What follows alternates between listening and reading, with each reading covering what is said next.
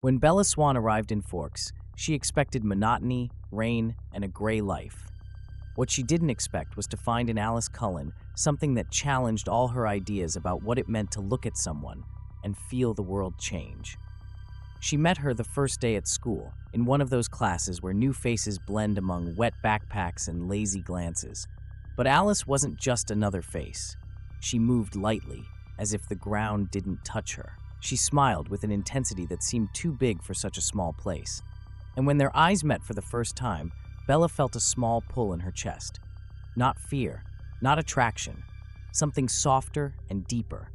Like an ancient part of herself woke up and recognized something that had been asleep. For days, Bella tried to ignore it. She tried to focus on Edward, like all the other girls did, but every time he looked at her, she felt cold. In contrast, when Alice passed by, everything seemed to light up. It wasn't logical, it wasn't even comfortable, just inevitable.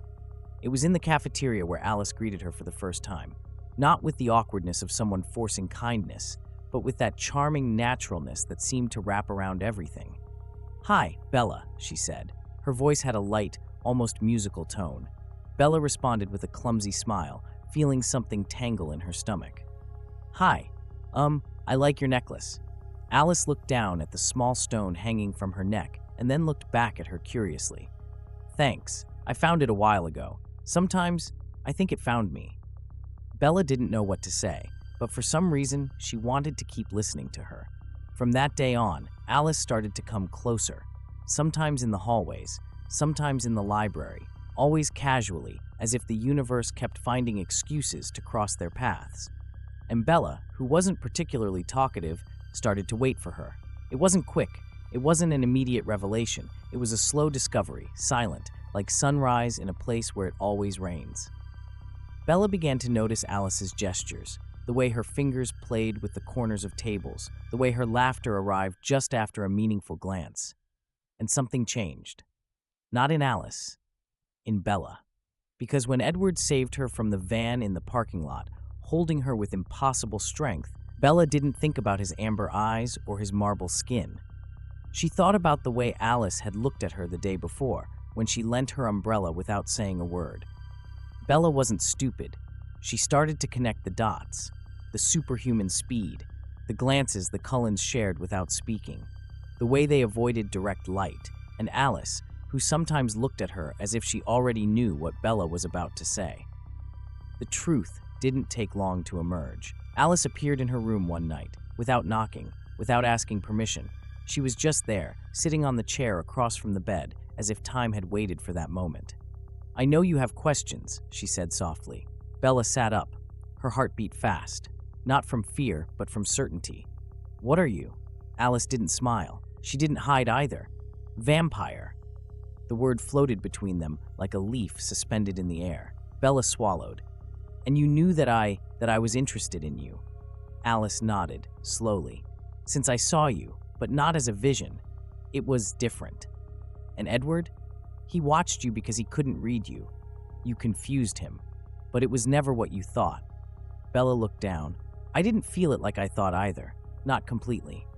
There was a long silence, but not an uncomfortable one, as if both understood they were in the middle of something bigger than them. "And what happens now?" Bella asked. Alice stood up, came closer, and without touching her, looked at her with a new intensity. "Now, Bella, you have to decide if you want to stay in this world, and if so, if you're willing to do it by my side." Bella didn't answer. She just nodded, with a mix of fear and hope. But not everything was that simple. Carlisle and Esme welcomed her with warmth. Jasper was reserved, Emmett curious, Rosalie distant, and Edward stepped back. The Cullens knew things wouldn't be easy. That the Volturi wouldn't tolerate a human so close, even less if the bond was emotional, and even less if the bond was with Alice. And Arrow had already started asking.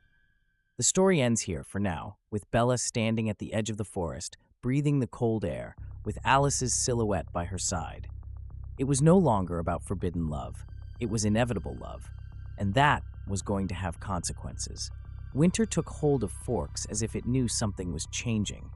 Wet leaves crunched under Bella's steps every time she walked up the path to the Cullen house, where Alice was no longer just a cheerful and sparkling presence, but a constant, her sun in the midst of the rain. Since the night of the confession, something in Bella had broken and reconfigured. She no longer thought of Edward when she woke, no longer searched for his gaze in the hallway. Because everything in her body, human, fragile, throbbing, tensed at the mere sense of Alice's nearness. The Cullens knew. There was no need to speak it. Jasper wore a calm smile, as if he had always known his story with Alice was only an interlude. Rosalie looked at her with skepticism, but without rancor. Esme, maternal, hugged her with increasing warmth. And Carlyle, who had seen more centuries of impossible love than anyone, simply observed in silence, as if witnessing something worthy of reverence. Edward left for a time, not out of spite, but with a quiet elegance Bella hadn't expected. "She was never meant for me," he told Alice before leaving, "and I knew from the start, from the moment your eyes followed her before mine did." Bella didn't ask where he was going. She just watched him disappear into the mist, and for an instant, she wished things had been different. But it was only an instant. Alice, for her part, became more cautious. She confessed her visions were growing clearer and less numerous. There were no more forks in the path, only a single line drawn with light and certainty. A line where Bella was always present. Sometimes she saw her with flowers in her hair, other times fleeing through shadows. Sometimes human, other times not, but always together. One afternoon, Bella climbed to the clearing with a blanket and 2 books. Alice was already there, standing among the trees, wearing a smile so sweet it felt unreal. They sat together on the grass as mist swirled around them, and Bella leaned against her shoulder, breathing deeply. "What do you see now?" she asked without opening her eyes. Alice didn't answer right away. She gently stroked her hair, as if afraid of breaking something. "I see us, but I don't know for how long. Something's coming. I don't know if it's dangerous or inevitable, but I've felt it before." Bella asked no more. She knew that in Alice's world, certainty was an illusion. Only choices remained. The threat didn't take long to take shape. A figure emerged from the trees one evening at dusk. It was Dimitri, with perfect posture and a faint smile. He wasn't alone. Jane was with him, her eyes brighter than last time. They didn't say much, just handed over a message sealed with black wax, then vanished as silently as they'd come. The envelope burned to the touch. Arrow was requesting an audience. Carlyle frowned. Alice trembled. Bella knew the balance had been broken. The days passed with tension echoing in every corner of the Cullen home. Everyone knew love was beautiful, but also dangerous, especially when a human got entangled with a vampire who could see the threads of fate. One night, Alice proposed leaving. "We could hide, you and me. There are places they can't see us. Change your name, your face. Live in shadows until they stop looking for you." But Bella shook her head softly. She looked at her the way one looks at the sun through a prison window.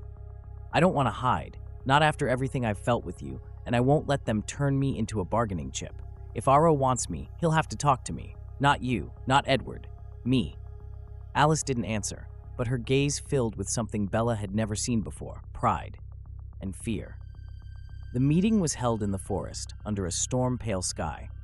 Aro arrived without a smile. His eyes landed on Bella with a mix of fascination and desire that made her shiver, not with fear, but with indignation. "You are not what I expected," said the elder, "but the world changes. Perhaps it's time we change as well." Bella faced him, head held high. "I am not yours. I never will be." Aro laughed, not with amusement, but with pity. "Oh dear, you will be, or you'll make someone else be in your place." Alice stepped forward, her eyes fully black. "Don't even dream of it." The confrontation didn't turn violent. Aro didn't want war, not then, but he left a warning before departing. Eternity is long, Isabella Swan, and those who walk the margins of the world always end up paying a price. That night, Bella stayed at the Cullen house, for the first time, not as a visitor, but as part of something. Alice took her to her room, and amid whispers and trembling, they shared silence like it was an ancient song. "What if it doesn't last?" Bella murmured. "Then we'll make it last."